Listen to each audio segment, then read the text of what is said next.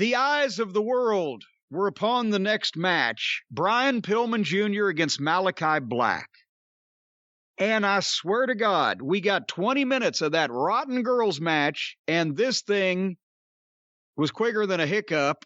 And they could have done something with Brian off the Dark Side of the Ring show and the natural groundswell he had. We've gone over that. Not going to relitigate that here, but this was, after the first spot, it was better than the match with Griff Garrison and Malakai Black because they locked up, struggled, and did a nice wrestling spot.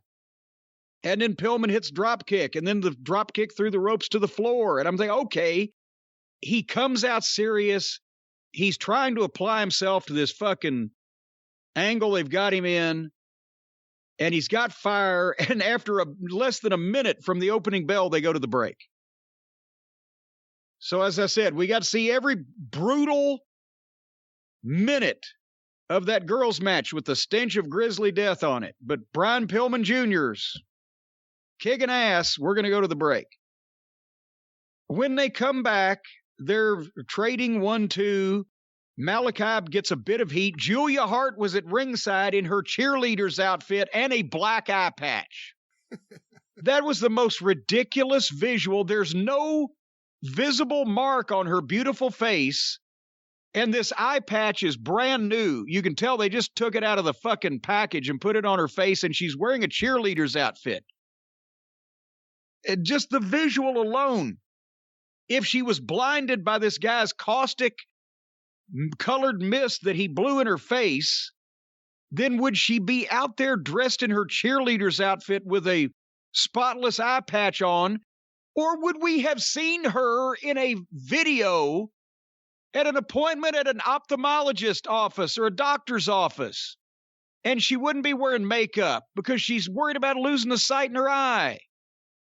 And she's being attended to by a medical professional, and she's not at ringside with the same guy that fucking did it to begin with while her big brother goes to avenge her honor. That might have been something. But she's standing there, and this was so quick, just like there was no shine at the beginning. There was brief heat.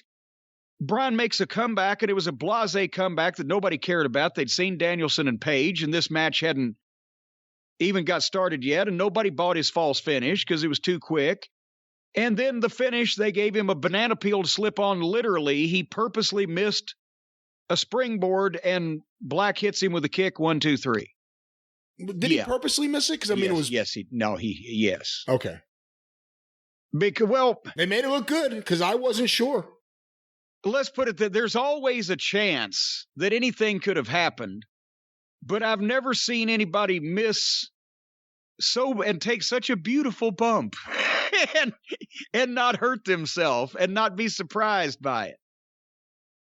But again, so now, and remember, another complaint I've had with Malakai Black is I liked his look and his spookiness and even his match, but invariably they do something with the entertainment value of this to make me go, what the fuck? And the more he does it, the less over he is with me.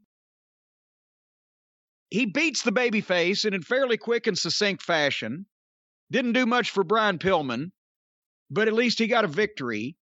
And then he leaves the ring, but then Malakai Black turns back, is like, I haven't finished. And he goes back in the ring, and he's going to menace the baby faces, but suddenly here come the Lucha Brothers and Alex running down the ramp. As they're coming down the ramp, the lights go out. And when the lights come back on, the Lucha Brothers and Alex are in the ring where Malakai Black was, and Malakai Black is down on the ramp where they were. They just switched places. And when the lights came back on and everybody saw that, it was a popcorn fart. There was no reaction. It was like, what?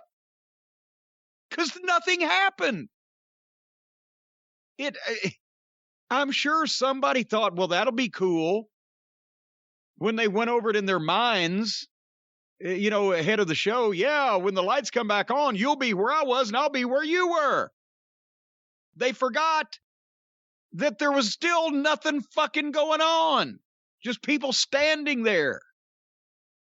It was stupid.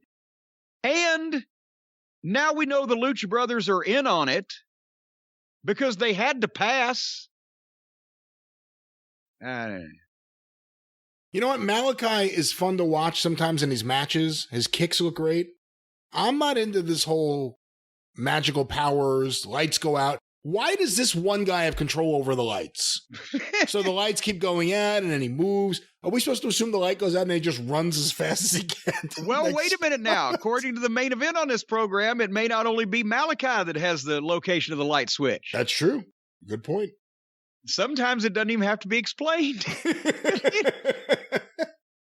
All right, well, skipping real briefly over this week's fake girl fight in the backstage area with Tony Schiavone holding a microphone and then screaming, "Oh my God," was Ruby Soho, Britt Baker, Jamie Hayter, Reba, and Riho got in a fake girl fight in the back.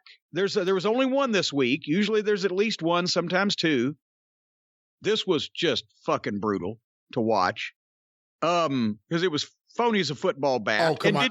There's nothing funnier than Riho making the save with her little outfit on, her little dress. Yes, the funniest thing. She comes in with frilly socks and a white lace frilly skirt. And was she wearing like a sweater? Yes. Because it was cold in there, and she's only 90 pounds, so she's got no blood circulation. And one of the referees trying to separate the girls that were fighting waist-locked her, and without even knowing he did it, picked her right up off the ground. It's like picking up helium. He couldn't even tell it. Her feet are going wee, wee, wee, wee, because she can't get back in the fight because he really pulled her apart. He doesn't even know she's off the ground. It would just... Even with Twinkle Toes not around, do you think he's slinking in the TV tapings so that he can still play with his Japanese girlfriend action figures and book his girls division that he's done such a wonderful job with that even Big Swole knew it was fucked up? I don't know. Anyway, I thought we'd get rid of his influence, but no, and Riho, we'll talk about that in a minute. It's coming up on the weekend.